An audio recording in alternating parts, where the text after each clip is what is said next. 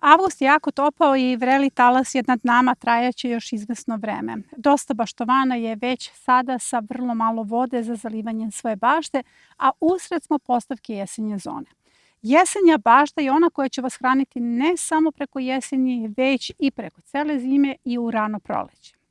I bez obzira na visoke temperature i na nedostatak vode, jesenju zonu možete da postavite i zato ću u ovoj epizodi da vam dam jasan plan kako da iskombinujete, organizujete 5 perma modela, kako da organizujete rasadnike sa minimalnom potrošnjom vode.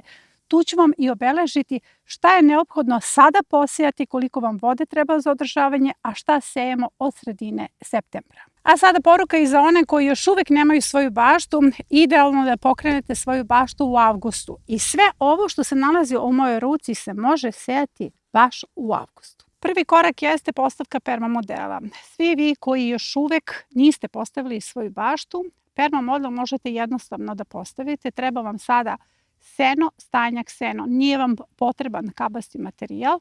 A 10 cm sena, stajnjak je potrebno staviti 3 lopate na metar dužni. Zatim se preko toga stavlja još 10 cm sena. Sve se to dobro izgazi i zalije aktivatorom. Što se tiče vode, pošto se ovo odnosi na baštovane koji nemaju puno vode, potrebno vam je na 1 metar dužni 10 litara vode. Aktivator se pravi 100 grama šećera, 10 litara vode. Recimo za perma model od 4 metra potrebno vam je 40 litara vode i to je sasvim dovoljno za prvo zalivanje perma modela. Svi vi koji već imate baštu, dakle već imate postojeće perma modele, na postojeći perma model slobodno dodajte još malo stajnjaka, neka budu lopata do 2 na metar dužni, preko toga ide 10 cm sena. Pogledajte pre toga epizodu 6 tipova podzemnih perma modela da vam bude jasnije u kom pravcu bi trebalo da idete. Zalijete ponovo aktivatorom i vi ste spremni za setvu i sadnju. Zbog visokih temperatura i nedostatka vode, sve što radimo u gnezda. Dakle, izbegavamo tunele zato što tuneli su pre svega velika potrošnja vode jer se gubi velika količina vlage. Dakle, najveći broj kultura ćemo baciti upravo u setvena gnezda. Što se tiče punjenja samih gnezda, savjetujem da se radi punjenje isključivo onim supstratom za setvu same presade, jer taj supstrat je osposobljen zbog i kokosovih vlakana koje ima unutra da sačuva vlagu. Dakle, nemojte sada da radite mešavinu 3-2-1 jer mi radimo setvu na visokim temperaturama i u nedostatku vode. S obzirom da su u pitanju vanredne okolnosti, dakle jako visoke temperature, zato se ovi saveti malo razlikuju u odnosu na uobičajene. Dakle, mešavina 3-2-1 se inače generalno koristi za setvu i sadnju, ali ta mešavina može da u sebi sadrži recimo glinenu ili peskovitu zemlju koja može da vam bude problem kod visokih temperatura, a teško se dolazi i do krtičnjaka zato što usred ove suše i na visokim temperaturama nema krtičnjaka. Koji supstrat da koristite, bilo koji, moj savjet je da bude najjeftiniji na koji naiđete zato što svaki od tih supstrata je upotrebljiv. Bukvalno ćete u jedno gnezdo koje je dubine 10 cm, prečnika 10 cm, da ga napunite do vrha, to će biti sigurno 2 šake čistog supstrata. Sada ćemo setvu raditi u 2 pravca. Cilj je da što manje kultura sejemo na visokim temperaturama i vrelom talasu u bašti, a da postavimo i rasadnike. Dakle, sve ove kulture organizujemo kao direktna setva i rasadnici. Kada je u pitanju setva na otvorenom polju, rasadnici se postavljaju u samo 3 saksije, sada ćete vidjeti plan za rasadnike, a setva na otvorenom polju se radi na sledeći način. Ta gnezda koje smo malo pre napunili potrebno je dobro rasladiti vodom, dakle zalijete ih vodom pre same setve, pospete seme, preko toga ide centimetar suvog supstrata i onda se svaki dan pomalo zaliva, a o tome ću dati poseban savjet. Prvo ćemo raditi setvu rasadnika. Dakle, kada vi posejete seme u rasadnike, to su kulture koje niču. Recimo, sada su visoke temperature i nemate dovoljno vode. Za održavanje ovih saksija, one se zalivaju svaki dan, potrebno je otprilike 2 do 3 litre vode. Ove saksije su zapravo vaša buduća bašta jer sve te kulture ćemo presađivati od 10. 15. septembra.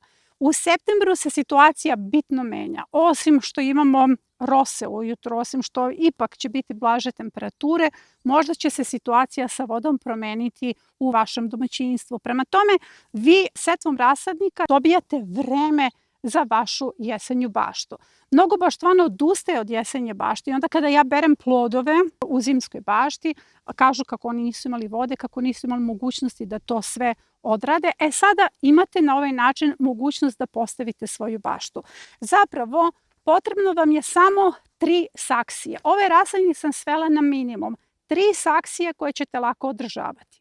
Plan za te saksije je ovo i ujedno ćete videti šta sve možete da postavite u svojoj jesenjoj bašti, mada ćete dobiti plan za svaku gredicu posebno. Dakle, na ovaj način ćete organizovati rasadnike. Setva se odvija na sledeći način. Napunite saksije čistim supstratom, nemojte da koristite mešavinu, zalijete dobro i onda ćete podeliti na 4 dela svaku od ovih saksija, pospete seme, preko toga ide centimetar suvog supstrata. Ove saksije je potrebno držati u hladu. Pogledajte ovaj hlad oko mene. Ovo je kutak za odmor koji sam kreirala. Evo, tu je i stolica, tu je i sto i on zaista ima jako dobar ambijent. Pre svega, nema direktan hlad nad biljkama, ali ima mnogo vlage koje biljke emituju noću. Na taj način ove saksije su zaštićene i savjetujem da u bašti pronađete takvo mesto. Nemojte da ih držite na balkonu ili da ih držite na nekim odvojenim prostorima, jer sovica može da uništi rasadnike još uvek. Kada su u bašti, oni su ujedno i zaštićeni jer sovica ima šta da jede. Evo ovako izgleda da možete da uslikate ovaj plan za saksije. Svi vi koji uzgajate na balkonu možete takođe da postavite jesenju baštu, ali stavite neki kišobran ili suncobran, nešto čime ćete da zaštitite ove saksije od jakog sunca i naravno stavite mreže da ne bi sovica napala rasadnike. Za jesenju zonu pripremila sam 5 permamodela. Sada ćete dobiti kombinacije za te permamodele, stavit ću bukvalno iznad svakog i pokazat ću vam šta ćete tu da posejete. Ono što je jako važno, organizovana je kompletna hrana. Dakle, sve ono što se može posejati u avgustu, što može da vas hrani na jesen i zimu, organizovano je na 5 permamodela. Ovde ću označiti one permamodele, one kulture koje odmah sada u avgustu sejemo. Sve ostalo se presađuje od 10. ili 15. septembra. Pre nego što vam pokažem kombinacije koje sam pripremila za svaki od ovih permamodela, želim da vidite ovu bujnu gredicu. Ovo je jesenja zona. Ovde sam izvadila krompir i 10. jula ubacila sadnice iz majskog rasadnika. Ovo iza mene, ova gajba, to je majski rasadnik.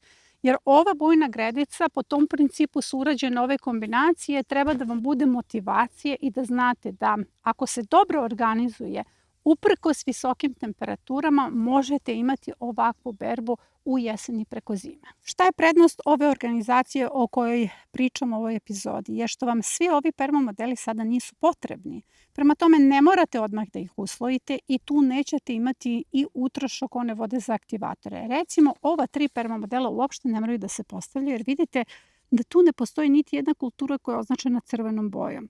Zato sam vam združila kulture koje su označene crvenom bojom, permamodel koji se odmah postavlja i daću vam savjet kako da ga zalivate. I postoji još jedan permamodel gde sam iskombinovala grašak. Tu je grašak jedina kultura koja će se sejati sada i koja će se zalivati, ali se taj permamodel mora postaviti. Ovo je permamodel koji se sada mora postaviti i što se zalivanja tiče, potrebno vam je 10 do 15 litara dnevno. Prvih 5 do 6 dana se ove kulture zalivaju i zalivaju se 200 ml u samo setveno gnezdo. Prošle sezone baštovane nije imao dovoljno vode, nosio je u baštu vodu u kanisterima i radili smo ovaj princip da svaki dan zalije sa 200 ml vode jedno gnezdo. Ovaj permamodel koji sam ja napravila ima 40 gnezda, dakle 200 ml to je morao da obezbedi i imao je vrlo uspešnu sezonu. Dakle, ne morate da zalivate čitav permamodel ako nemate vodu, ali obezbedite 10 do 15 litara koliko će vam biti potrebno da zalijete ovaj jedan permamodel i ovu setvu. Sa ovim kulturama idemo sada zato što ćemo zakasniti ako ih sad ne posejemo. Dakle, ja sam njih združila baš na jednom mestu da biste jedan permamodel napravili i organizovali kulture, odnosno organizovali zalivanje tog permamodela. jer mi smo sada već u završnom roku kada je u pitanju setva graška, a sve ove kulture za brzi uzgoj, daju najbolje rezultate kada se poseju sada u polovini avgusta. Ovo je permamodel koji takođe postavljate zbog graška, a jedino ako ne želite puno graška, umesto graška možete recimo da ubacite neku kulturu kupusaricu, raštan, kineski kupus iz presade, one se nalaze u rasadnicima. Dakle, grašak je označen crvenom bojom, salata, repa, rotkva ubacuju se kasnije iz presade od 10. do 15. septembra. Za ovaj permamodel izabrala sam ovaj plan. To je sve iz rasadnika, blitva, rotkva, repa, salata, keleraba, prazelu, kazijske salate, cvekla i dalje ponovite neke kulture jer to sve zavisi od toga koja je dužina vašeg permamodela. Ono što je ovde zanimljivo jeste da se kulture neće saditi po dužini, već po širini. Na taj način se dobija zaista efekat bujnosti i biljke se jako dobro čuvaju. Za ovaj manji permamodel izabrala sam ove kulture. Dakle, sve ovo ide iz rasadnika. Ovde sam izabrala ove kulture jer sve idu na isti razmak, na 25 cm radič, salata, keleraba, blitva iz rasadnika koje smo posejali. Upravo ovom organizacijom, postavkom samo 2 permamodela, setvom kultura koje se sada moraju posejati i setvom rasadnika koji su vaša buduća bašta, bez obzira na visoke temperature, bez obzira na nedostatak vode, vi možete imati svoju jesenju baštu. Nadam se da vam je ova epizoda bila od koristi. Ja vas do naredne pozdravljam.